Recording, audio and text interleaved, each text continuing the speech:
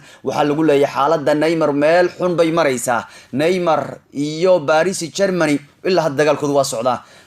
dagaalkoodu waa socdaa oo ninkan ilaa hadda wuxuu isku dayaa inuu Barcelona ku biro kama aanu sabrin inuu riyadiisa Barcelona u rumeeyo sanadkan. Barcelona ayaan heli doon sanadka dambe hadduu Neymar yimaado weerar qatar badan oo waxba laga qaban karin. Waariyaha qof walba duceyso hadday nimankan is helaan MSN oo dib isku helay Blas Griezmann wallahi waad waalan doontaan jooga ku duceysta nimankan is helin. marka ilaa hadda Neymar dagaal buu wadaa lagu leeyahay laakiin shalay waxba gardaraystay Leonardo oo ah director kooxda Paris Germany.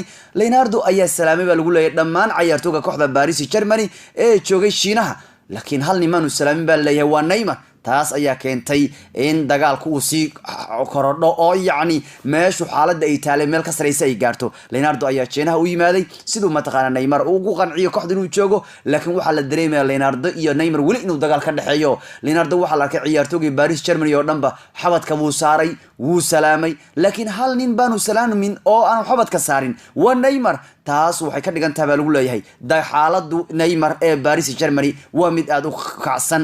wuxuu salaanta ka bilaabay lagu leeyahay Marquinhos kadib Di Maria kadib Baradas kadib Verratti Thiago Silva wuxuu xaq u yeeshay wali isagoo xabadka la geliyo sidoo kale rag badan baa xabadka la saaray, laakiin hal nin baanu xabadka saarin baa leeyahay waa Neymar oo aanu salaamin, iyadoo sida Neymar ku salaamin Leonardo isla markaan ogaasimaha biishi dhinaciisa ka raadsan xidiga reer Brazil. waxa la isweydiiyay haddii Neymar uu mataqaana si bareera salaanta isagu ula dhaafay Neymar marka ama Neymar waxa leeyahay hadiiba directorka kooxda uu salaanta ka yaani uu salaamay ciyaartooy kale ninkan uu salaamin waxa leeyahay xaaladda waa xun tahay ama waxa loo fahmayaa Neymar inuu mataqaana asagu ka tagay meesha dhanbu salaanta wax ka diiday, laakiin waxa la hubaa in directorka kooxda Paris Germany ninka la yiraahdo Leonardo uu salaamay ciyaartooyga biish oo dhan laakiin aanu Neymar gacanta gelin. marka waxa loo fahmayaa dagaalku waa xoogan yahay waliyo Neymar waxa suurtagal wali inuu Barcelona ku biiro oo uu isaga tago Paris